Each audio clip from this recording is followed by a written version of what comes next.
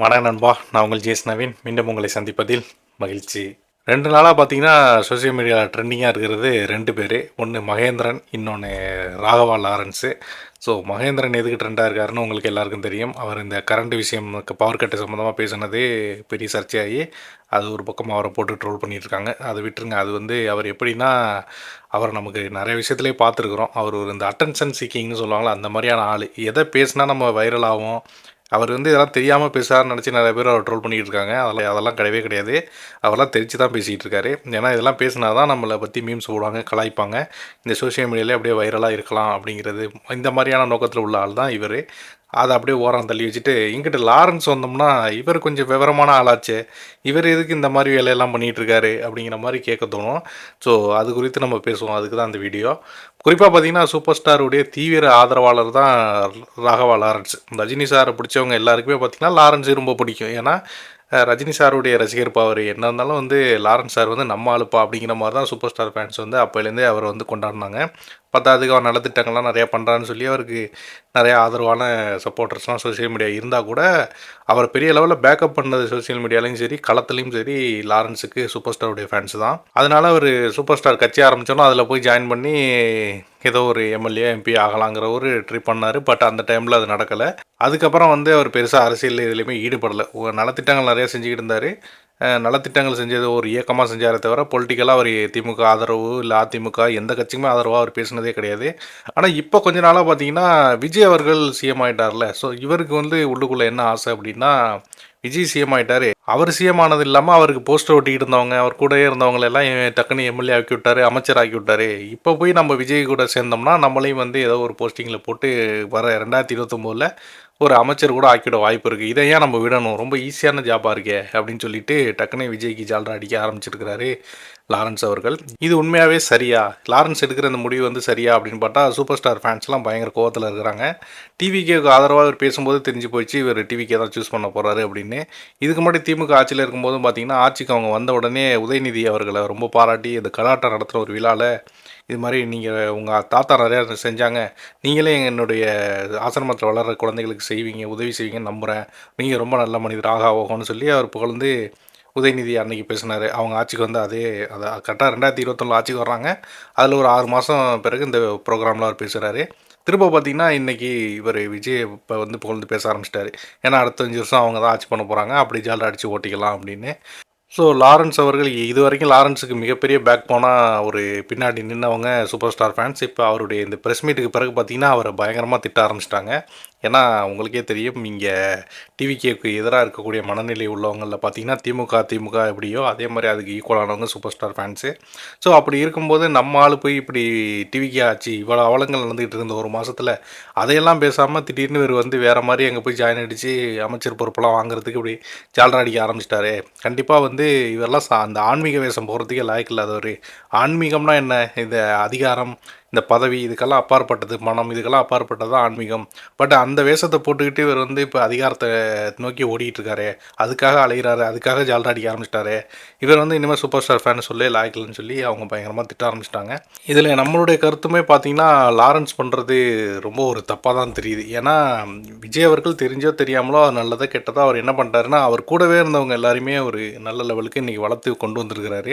நமக்குமே அந்த கட்சி மேலேயோ இல்லை அவங்க ஜெயிச்சது பிறகு அங்கே நடக்கிற அவலங்கள் மேலேயோ நிறைய குற்றச்சாட்டுகள் இருக்குது. அன்னைக்கு பவர் கட்லேருந்து இந்த பாலியல் விஷயம் வரைக்கும் பார்த்திங்கன்னா கூட கும்மிடிப்பூண்டியில் ஒரு விஷயம் நடந்திருக்கு, பெரிய இஷ்யூவாக போயிட்டுருக்கு. ஸோ இந்த மாதிரி பிரச்சனைகள்லாம் நமக்குமே இருக்கும்போது கூட, ஆனால் அவர் என்ன பண்ணார்னா நிறையா அவருடைய சினிமா கரியரில் ஒரு கிட்டத்தட்ட ஒரு 25 வருஷமாக அவருடைய படங்களுக்கு போஸ்டர் ஓட்டினவங்கலேருந்து அப்புறம் அவருடைய கட்சி ஆரம்பத்துலேருந்து அவர் கட்சி ஜெயிக்குமா தோக்குமான்னு இருக்கும்போது ஆரம்பத்தில் ஆரம்பித்த புதுசில் நிறைய பேர் ட்ரோல் பண்ணும்போது அந்த டைமில் கூட அவரை நம்பி வந்தாங்க. நிறையா பேருக்கு சீட்டு கொடுத்து ஒரு பெரிய இடத்துக்கு கொண்டாந்து இன்றைக்கி வச்சிருக்கிறார் அமைச்சர்.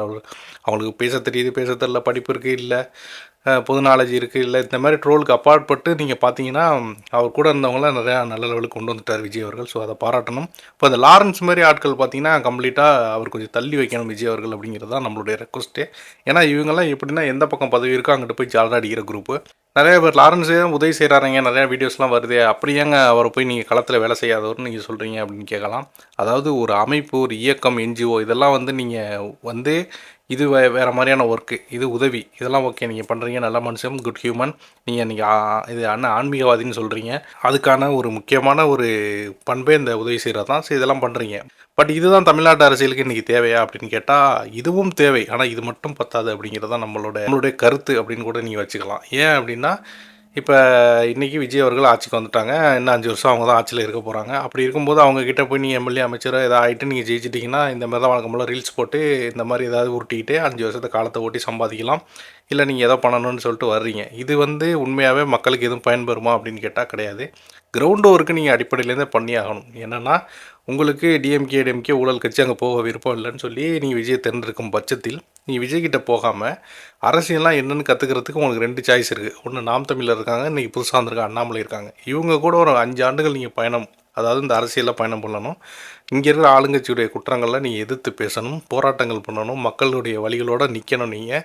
ஸோ இதெல்லாம் பேசும்போது ஆளுங்கட்சி உங்களை அடக்குவாங்க, ஒடுக்குவாங்க, இந்த விஷயங்கள்லாம் உங்களுக்கு நடக்கும். இதையெல்லாம் தாண்டி தான் நீங்கள் வெற்றி பெற்று வந்து அந்த பதவியில் போய் உட்கார்ந்தாதான் உங்களுக்கு உண்மையாகவே இந்த பதவியுடைய மதிப்பு அப்படிங்கிறது என்னன்னு தெரியும். ஒரு எம்எல்ஏ இருக்கட்டும், எம்பியாக இருக்கட்டும், இல்லை ஒரு அடிப்படையாக அவங்க இன்றைக்கி எந்த கட்சிக்கு போனால் ஒரு பொறுப்பு தர்றாங்கன்னு அந்த பதவிக்கான ஒரு மதிப்பு என்னங்கிறது உங்களுக்கு புரியும். அதை நீங்கள் கொஞ்சம் யூஸ்ஃபுல்லாக செய்வீங்க. அதை விட்டுட்டு ஒருத்தருடைய ஷேடோவில் நீங்கள் போய் நின்றுட்டு அது மூலியமாக ஜெயிச்சு வந்துட்டீங்க அப்படின்னா நீங்கள் அதை வச்சு எதுவும் உதவியும் பண்ண போகிறதில்ல, அதனால் எந்த பலனும் யாருக்கும் கிடைக்க போகிறதில்ல. ஒன்றே ஒன்று நடக்கும், நீங்கள் வேணால் முன்னாடி பின்னாடி 2 காரை வச்சுட்டு பந்தா பண்ணிட்டு போய் சுற்றுறதுக்கு அமைச்சர் எம்எல்ஏன்னு சொல்கிறதுக்கு யூஸ்ஃபுல்லாக இருக்குமே தவிர, அதான் நீங்கள் சொல்கிறீங்களா இப்போ ரீல்ஸ் போடுறாரு இன்ஸ்டாகிராமில், இந்த ரீல்ஸை இன்னும் கொஞ்சம் இன்றைக்கி ஒருத்தவங்களுக்கு 50,000 உதவி செஞ்சுட்டு ஒரு ரீல்ஸ் போடுறாருன்னா ஒரு 5 லட்சமாக செஞ்சுட்டு ஒரு 50 பேருக்கு உதவி செஞ்ச மாதிரி போட முடியும். பட் இதை தாண்டி யாராவது இந்த ஸ்டேட் வைஸாக டெவலப் ஆகும் உங்களுடைய அதிகாரத்துக்கு கீழே அப்படின்னு கேட்டால் நடக்காது. நான் கூட ஸ்டார்டிங்கில் லாரன்ஸ் இந்த முடிவு எடுக்கும்போது நினச்சேன் அவர் அண்ணாமலை சூஸ் பண்ணுவார் அப்படின்னு நினச்சேன். ஒரு கண்டிப்பாக ஒரு பிரில்லியண்டான ஆளாக இருந்திருந்தால் ஒரு தெளிவான மனிதர், கண்டிப்பாக அந்த மக்களுக்கு எதோ நல்லது செய்யணும்னு நினைக்கிறாரு, சூப்பர் ஸ்டாருடைய ஃபேனுங்கிறாரு, ஒரு ஆன்மீகவாதிங்கிறாரு அப்படின்னா அவருடைய பாத்வேவே அந்த அண்ணாமலையை நோக்கி தான் இருக்கும். ஏன்னா அண்ணாமலை ஒரு படித்தவர், ஒரு புதுசானவர், ஒரு யங்ஸ்டரு, இன்றைக்கி இருக்கிற டிவிகே கட்சி எதிர்த்து அடுத்த 5 வருஷம் அரசியல் பண்ண போகிறாரு. ஸோ இவர் கூட சேர்ந்து ட்ராவல் பண்ணுறது தான் இவருக்கு பெஸ்ட்டாக இருக்கும். ஆனால் அவர் பார்த்தீங்கன்னா இந்த சொல்கிற மாதிரி அழுங்காமல் குலுங்காமல் அப்படியே போய் நேராக உட்காந்துருந்தோம் தேரலைங்கிற மாதிரி நேராக போய் டிவிக்கில் சேர்ந்தோம்னா இன்றைக்கி விஜய்க்கு ஒரு பெரிய ஒரு ஃபேன் பேஸ் இருக்காங்க, இன்றைக்கி 108 எம்எல்ஏயும் கிடச்சிருச்சு, நம்ம போயிட்டா நேராக நமக்கு ஒரு பதவி கிடச்சிரும், அதை வச்சுட்டு அப்படியே ஓட்டிடலாம் அப்படிங்கிற டார்கெட் பண்ணுறாரு. அப்படின்னா இந்த மாதிரி ஆட்கள் அரசியலுக்கு சுத்தமாக தகுதியே இல்லாதவர். நான் ஒரு சூப்பர் ஸ்டார் ஃபேன் தான். லாரன்ஸ் அவர்களை எனக்கு இந்த ப்ரெஸ் மீட்டுக்கு முன்னாடி வரைக்கும் அவர் மேலே ஒரு மரியாதை இருந்துச்சு. பட் இந்த ப்ரெஸ் மீட்டை பார்த்தது பிறகு எனக்கு கம்ப்ளீட்டாக போயிடுச்சு. ஏன்னா இதுக்கப்புறம் இந்த ப்ரெஸ் மீட்டுக்கு பிறகு உங்களுக்கே தெரியும், சோசியல் மீடியாவில் அவரை போட்டு என்ன அடிச்சுட்டு இருக்காங்க, 2 நாளாக எவ்வளோ கலாய்க்கிறாங்க அப்படின்னு. அதுவும் பொதுமக்களை நாயின்னு சொல்லிட்டாருன்னு சொல்லி ஒரு பக்கம் ஒரு டிபேட் போயிட்டுருக்கு. இன்னொன்று அவர் கொடுத்த ப்ரெஸ் மீட்டே வச்சு கேலி பண்ணி கிண்டல் பண்ணி ஒன்று மாதிரி போயிட்டுருக்கு. பழைய விஷயங்கள் அந்த நடிகையோட ஸ்ரீரெட்டியோட ஏற்பட்ட விஷயங்களை தோண்டி எடுத்து பேச ஆரம்பிச்சிட்டாங்க. இது அவர் விஜய் அப்படிங்கிறது தேர்ந்தெடுத்ததுனால தான் அந்த பிரச்சனைனா அது மட்டும் கிடையாது. அதிமுகன்னு தேர்ந்தெடுத்தால் அந்த பிரச்சனை வந்திருக்கும். அவருக்கு ரைட்டான சாய்ஸாக இருந்தது எனக்கு தெரிஞ்சு பார்த்தீங்கன்னா என்டிகே கூட இன்றைக்கி அடுத்த கட்டம் என்ன பண்ண போகிறாங்கன்னு தெரியாத கொஸ்டின் மார்க்கு. பட் பயங்கரமான இளைஞர் ஃபோர்ஸ் சேர்ந்துகிட்டு இருக்க அந்த வி த லீடர் அப்படிங்கிற அந்த அண்ணாமலையோடைய இயக்கத்தில் அவங்க சேர்ந்திருந்தால் கண்டிப்பாக லாரன்ஸுக்கு இவ்வளோ அடி இன்றைக்கி விழுந்திருக்காது, ஒரு ரெஸ்பெக்ட்டும் கூடியிருக்கும். பட் ஏனோ தெரியலை அந்த பதவி வெறி அப்படின்னு நினைக்கிறேன். எங்கே போனால் நமக்கு ஈஸியாக கிடச்சிரும் அப்படின்னு நினச்சி அவர் போய் ஒரு சூஸ் பண்ணுறாரு. பட் பார்க்கலாம் என்ன நடக்குதுன்னு. பட் அதுக்கு நடுவில் பார்த்தீங்கன்னா சூப்பர் ஸ்டார் ஃபேன்ஸ் கிளப் ரசிகர் மன்றத்துலேருந்து ரஜினி சாருடைய பார்வைக்கு போன ஒரு அறிக்கை வந்துச்சு. உங்களுக்கே தெரியும், என்னுடைய புகைப்படங்களோ பேரே பயன்படுத்தக்கூடாதுன்னு ரஜினி சார் ஒரு அறிக்கை கொடுத்துருந்தாரு. அது காரணமும் இந்த லாரன்ஸ் தான். ஏன்னா லாரன்ஸ் கொடுக்குற எல்லா ப்ரெஸ் மீட்லேயும் நான் ரஜினி சாரோட ஆதரவுலாம் வர்றேன், நான் அவருடைய ஆசி வாங்கி தான் வர்றேன், இந்த மாதிரிலாம் சொல்லிவிட்டு போய் ஒரு டிவிக்கில் ஜாயின் பண்ணி நாளைக்கு ஒரு பிரச்சனை இவரால் ஏற்படுது அப்படின்னா அது நேரடியாக சூப்பர் ஸ்டாரை பாதிக்கும் அப்படிங்கிறது ரஜினி சாருக்கு நல்லா தெளிவாக தெரிஞ்சிருக்கு. அது மட்டும் இல்லாமல் அண்ணாமலை அவர்களுடைய வி த லீடர் அமைப்பு அப்படிங்கிறது நிறைய சூப்பர் ஸ்டார் ஃபேன்ஸ் அதில் சேர்ந்து ஒர்க் பண்ணுறாங்க, இன்க்ளூடிங் மீ. ஸோ அப்படி இருக்கும்போது நம்ம சூப்பர் ஸ்டார் ஃபேனாக உள்ள வி த லீடருக்குள்ளே போயிட்டாலும் அங்கே போயிட்டால் நம்மளுடைய தலைவர் அண்ணாமலை. ஸோ அதை நோக்கி நம்ம டார்கெட் பண்ணி அப்படி போகணுமே தவிர அங்கே போயிட்டு நீங்கள் கட் அவுட் பேனரில் ரஜினி சாருடைய அனுமதி இல்லாமல் அவருடைய புகைப்படத்தை பயன்படுத்துறது சரியாக இருக்காது. ஸோ அப்படி ஒரு இடத்துல ஒரு கூட்டம் போட்டு அதில் பார்த்தீங்கன்னா அந்த பின்னாடி இருக்கிற கட் அவுட்டில் ரஜினி சார் அண்ணாமலை ஃபோட்டோ எல்லாம் இருக்குது. மோடியை வீழ்த்தியே தீர்வோம்னு சொல்லி ஒரு ஆள் பேசுகிறாப்புல. இந்த வீடியோ ட்விட்டரில் பயங்கர வைரலானது தான் ரஜினி சாருடைய பார்வைக்கு அதுவும் போனதுக்கு பிறகு தான் இந்த அறிக்கை உடனடியாக அவங்க கொடுத்தாங்க. ஸோ யாராவது அந்த மாதிரி பண்ணிங்கன்னா பண்ண வேண்டாம். ஏன்னா அண்ணாமலை தான் நம்மளுடைய தலைவர், நம்மளுடைய இயக்கம் இப்போ வீத லீடராக இருக்குது, கட்சியாக மாறப்போகுது. அதுக்கான அதிகாரப்பூர்வமான அறிவிப்புகள்லாம் அடுத்தடுத்து வரும். சூப்பர் ஸ்டார் அவர்கள் கண்டிப்பாக அண்ணாமலை அவர்களே சப்போர்ட் பண்ணுவாங்க. எந்த விதத்துலேயும் அண்ணாமலையை அவர் எதிர்க்க போகிறதில்ல. அது இன்டெரக்டான சப்போர்ட்டை தான் இப்போ இருக்கும். ஏன்னா இன்னும் 5 வருஷம் டைம் இருக்குது. தேர்தலுக்கு நெருக்கத்தில் அது டேரக்டான சப்போர்ட்டாக மாறலாம். இப்போ வந்து என்ன நடக்குது சுற்றி, ஏன்னா ஆல்ரெடி டிவிக்கே ஜெயிச்சதில் ரஜினி காண்டா இருக்காருன்னு சொல்லி ஒரு பக்கம் ஒன்று கிளப்பி விட்டாங்க. ஸோ அதனால் சூப்பர் ஸ்டார் அவர்கள் இந்த டைமில் நம்ம போய் அண்ணாமலைக்கு வாய்ஸ் கொடுக்குறது இதெல்லாம் சரியாக இருக்காது. இவர் தான் வந்து அண்ணாமலை விஜய்க்கு எதிராக கொண்டு வராருன்னு மாரி மேலும் அவர் பேரை டேமேஜ் பண்ணுவாங்க. ஸோ அதனால் இதெல்லாம் வேண்டாங்க, நான் ஒதுங்கி இருக்கிறேங்கிற மாதிரி அவர் சொல்லியிருக்கிறாரு. அதை நம்ம ரசிகர்களும் ஏற்று புரிஞ்சு நடந்துக்கணும் அப்படின்னு சொல்கிறேன். லாரன்ஸ் மாதிரி நம்மளும் அந்த தப்பை பண்ண வேண்டாம். அவருடைய படத்தையும் கொண்டாடுவோம், அவரையும் கொண்டாடுவோம். பட் இப்போக்கி பொலிட்டிக்கலுக்குள்ளே அவர் பேரை இழுக்க வேண்டாம். வேறு எதுவும் பொலிட்டிக்கல் ரீதியாக அவர் கொடுத்தாருன்னா அதை பற்றி பேசுவோம்.